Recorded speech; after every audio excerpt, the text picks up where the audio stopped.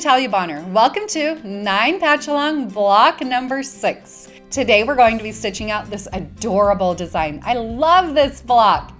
So let's grab our tools, our machine quilting rulers, and get stitching. 9 Patchalong block number 6, the pearl. I love this design.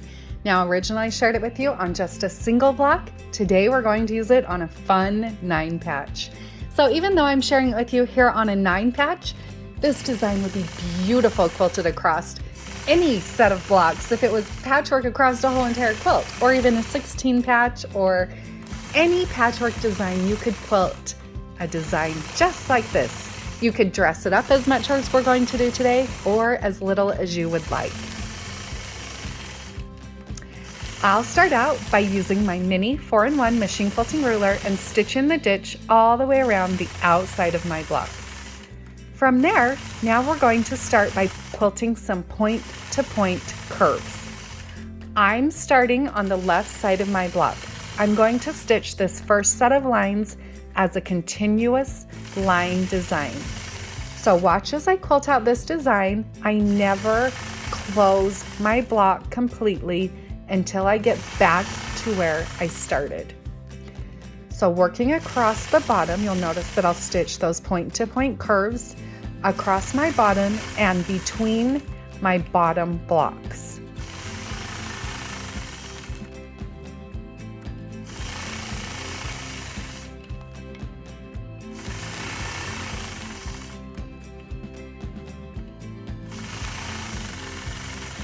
Once I've stitched those all the way across, then I'll stitch back to where I started. When I get to that point where I started, I've closed off that bottom row. Those lines are complete. We're just going to focus on one row at a time. After that bottom row is complete, now we're going to add the extra details. I'm going to add an inside echo. This echo will stitch line to line, stitch line to stitch line. So starting on my stitch line, I'll travel up my stitch line 1/2 inch. From there, I'm going to hold my machine quilting ruler so the first marked line is right on top of my previous stitch line. I'll stitch all the way across, and then I'm going to come around my corner, moving up the corner 1/2 inch. I'll repeat that process, stitching that inside echo line all the way around on all 4 sides of my block. Then, when we get to the center, I'm going to fill in that center of each of these blocks with some heavy matchstick quilted lines. I'll use the side of my ruler as a guide to help me keep those lines nice and straight. Once I have all of those lines completed on my first block, I'll travel to my second and repeat that exact same process. Stitch my first echo line, slow down, travel around the corner on top of my previous stitch line, and then repeat that process on all 4 sides of that block.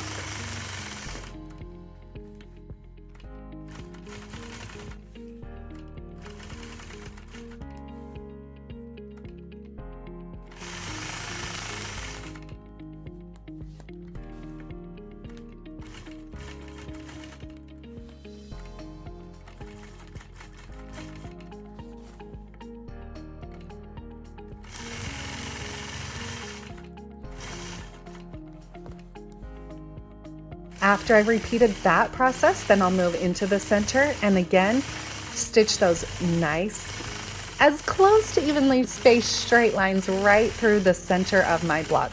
If you wanted a different fill in there, you could totally do a different fill. If you didn't want to fill, you could stop and continue on to the next block. The design is beautiful stitched out as is without the fill. Now the thread that I'm using here is a nice light purple so fine thread. So it doesn't blend as much on this block because it stands out. It's a little bit lighter than what we're working on, but because it's a really fine thread, when I do have to stitch over my stitch line a few times, I don't feel like it stands out as much as it could if I was using a heavier thread. I love the so fine thread for my machine quilting.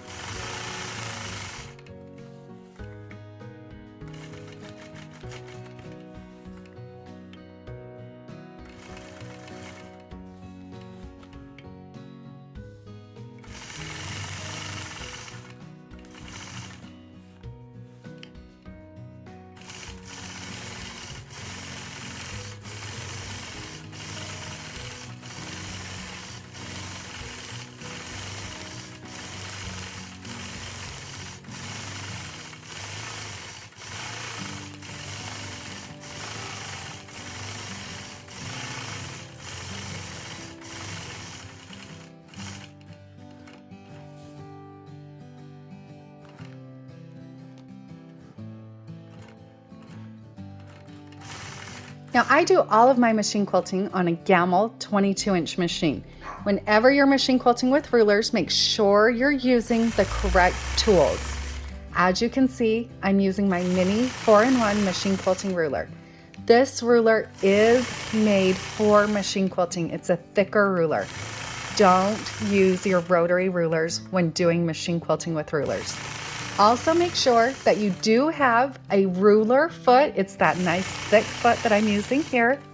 And if you're working on a long arm machine, you'll definitely need to have an extended base plate on your machine. If you're working on a sit down machine, you'll want to have a nice, large, flat working surface.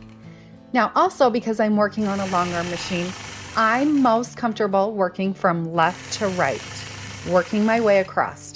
With this design, you'll see that I'll work from left to right, focusing on one row at a time. If you are working on a sit-down machine or a domestic machine, you could start wherever you would like. If you would like to start in the center of the block and work out from there, you can totally do that. There are no rules. And if you feel like you're going to have better success with more stops and starts, go ahead and do that.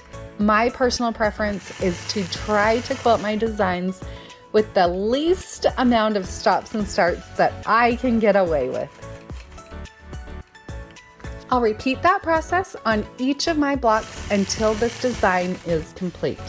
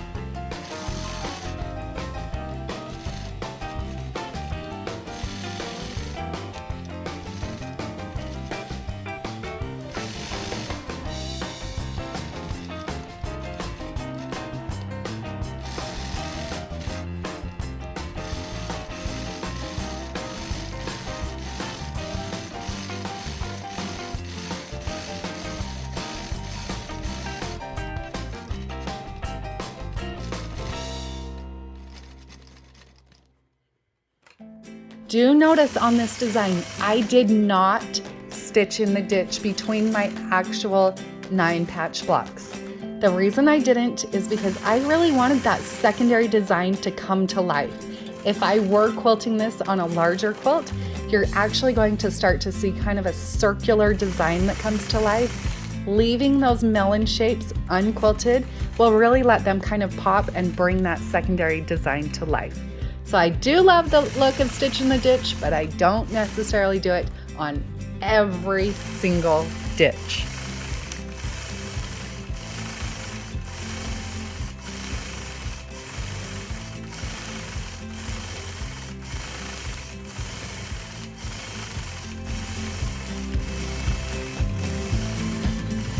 I love it. I love how this block turned out, and I hope you all found just a bit of our inspiration from today's video.